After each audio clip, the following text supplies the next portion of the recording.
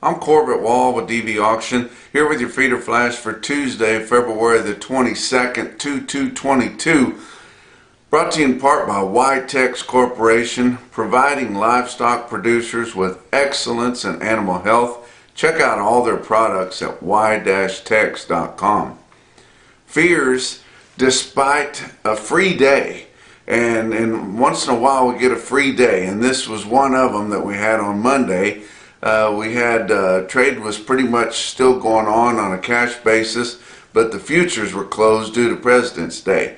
Now normally that's an opportunity to continue with transactions without it being swayed one way or the other from the board, and you can feel pretty confident in being able to continue to get what you got on your last trading day without it pushing you one way or the other. But the heck of it was, on Monday, we had more of these fears coming in from Russia and Ukraine problems, and it's looking more and more like we indeed are going to have some type of a war there. Russian President Putin come out and talked, and it was kind of like one of those movies, if you were in my generation back during the Cold War when we was kids, about how they were wanting to take over the world and things like that. But definitely wanting to increase the amount of land that they have, the amount of holdings that they have, wanting to get parts of Ukraine back into their country, and including, he declared 2 states that have a lot of sympathizers and some people that identify as Russians in those states, and he declared those independent. In fact, sending out peacekeepers, yeah, I bet that's right, peacekeepers to keep them safe there. So, what did we do as a country here?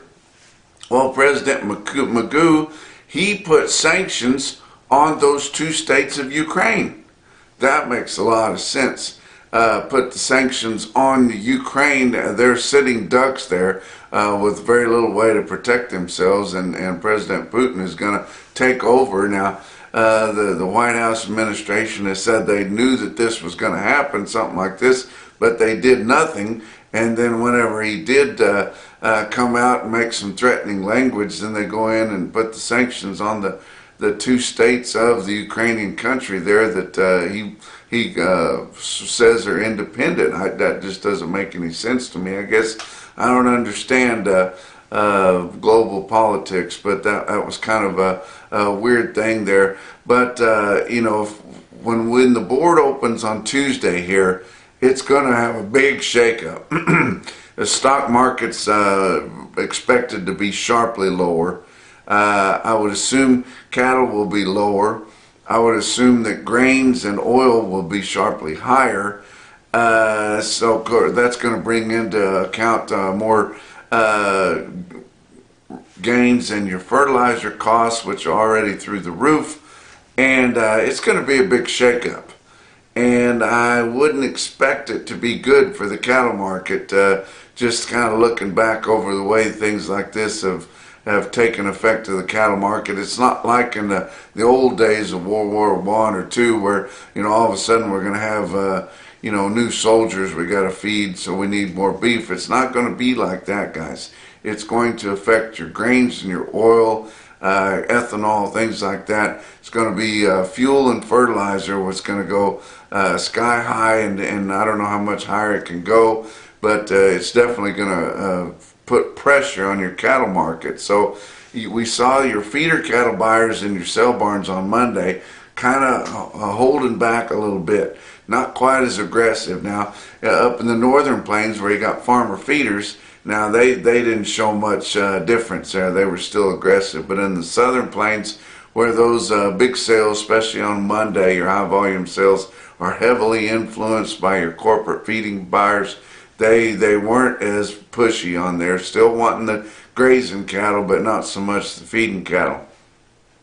We did see some forecasts that we're going to get some moisture in the plains this week.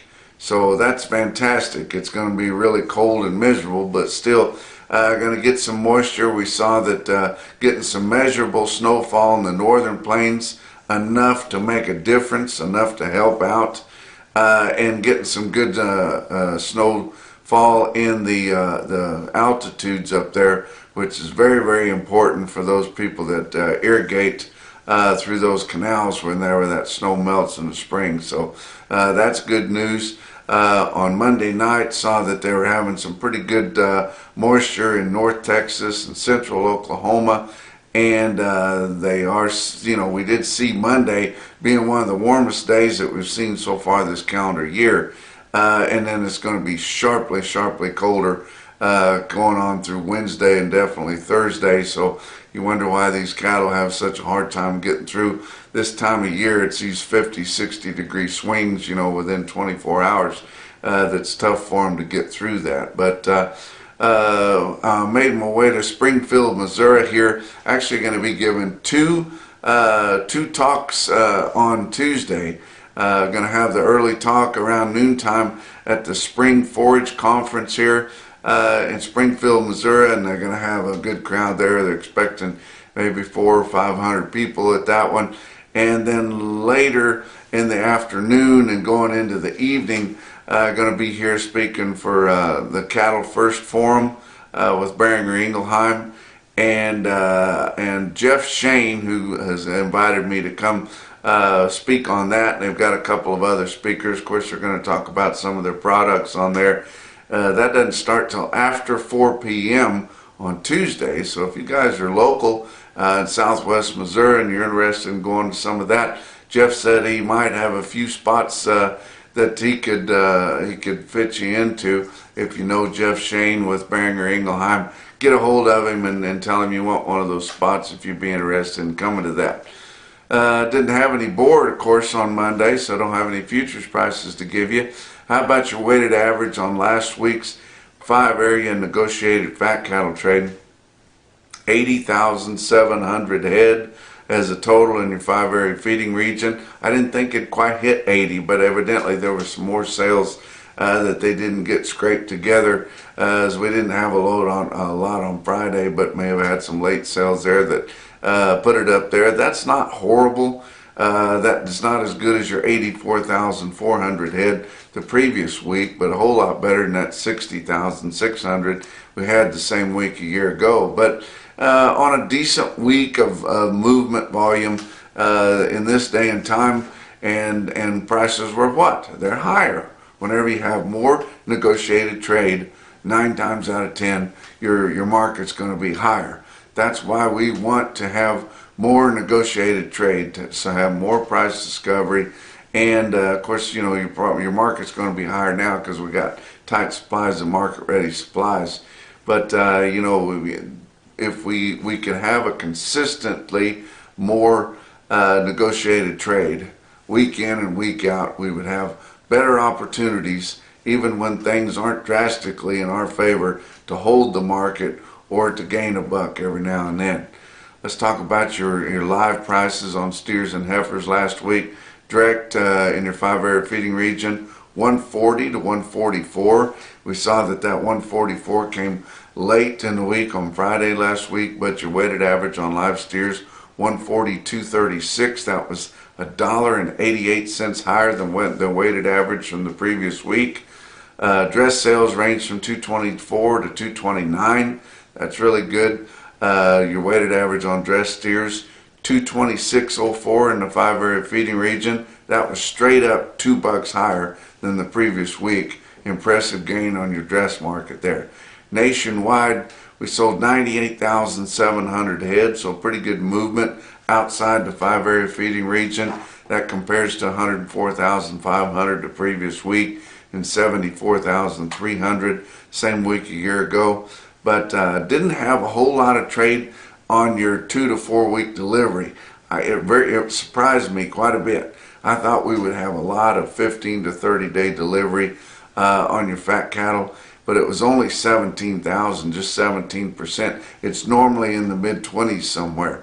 And your packers were aggressively looking for people to sell cattle 2 to 4 weeks out, and even giving them a little bit of a premium or the extreme top of the market there.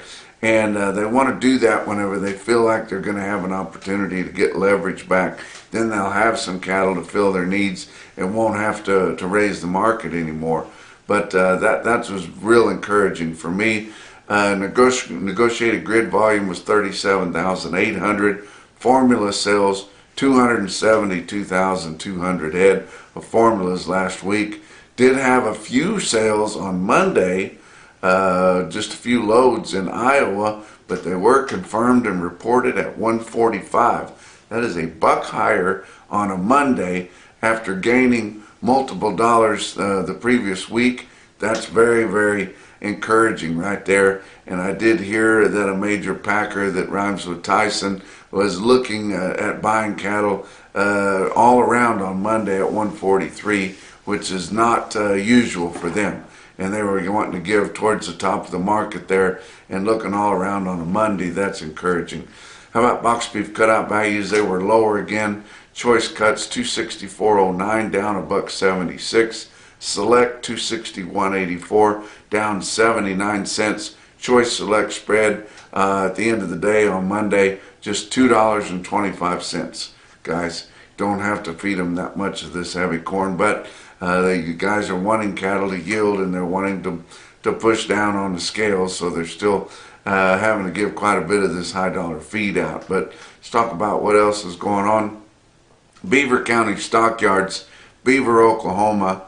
My friend Jeff Slatton there and his wife, they run a really good sale right there. And there's not much going around Beaver. It's pretty quiet. They do have a Pizza Hut in town, but that's about it. But a Pizza Hut and a Love's convenience store there. But that is a going sale every Tuesday. They're going to have over 3,000 head this Tuesday. Going to have at least 20 straight loads of cattle. And they do such a good job. Check them out, guys. You can get on to dvauction.com, view their sale. If you're interested in bidding, call them up beforehand and tell them you want to be approved. But you can get on there and watch that sale, see how they do things. It's a good place to take your cattle if you want to market them, as long as you don't have traders. They don't welcome trader cattle. Be all fresh cattle coming into that barn in Beaver, Oklahoma.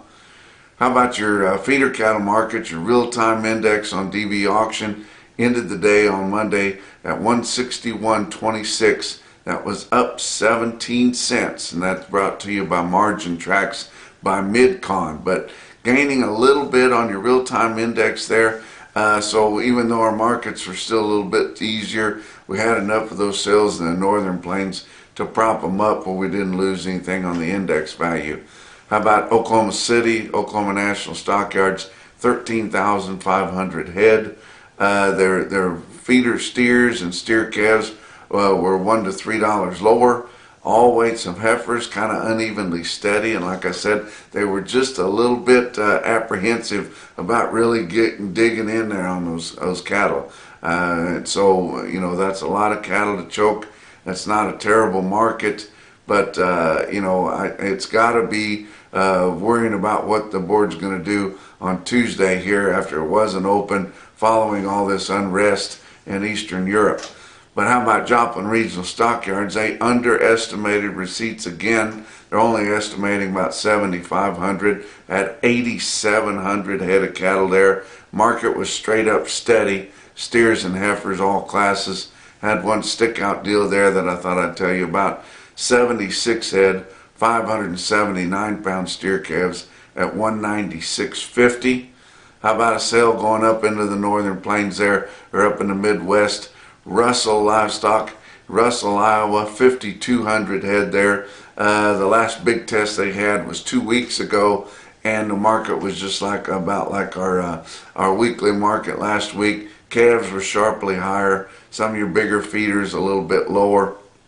But check out this automated market report through Cattle Market Central with DV Auction. Check out your best tested weights of steers and a few heifers there. 580 head of your 5-weight steer calves in Russell, Iowa, average 554 at 205.14 on the average weighted average price. 886 head of your 6-weight steer calves, average 664 with a weighted average price of 179.99. Very impressive. 922 head of big 7-weight steer calves, Russell, Iowa. This is what your farmer feeders want to feed. They averaged 738 pounds with a weighted average price of 170.01. How about a couple of heifer weights there? 561 head of 5-weight heifer calves averaged 554 at 175.15 on the weighted average price. 794 head of 6-weight heifers averaged 645 with a weighted average price on all your 6-weight heifers of 161.87. But the best quote that I saw anywhere on Monday, your National Beef Wire top quote from the day, come out of your reigning your market of the month for last month, Aberdeen livestock sales, 67 head, 739 pound steers in Aberdeen, South Dakota, bring $184. And that's your feeder flash for Tuesday.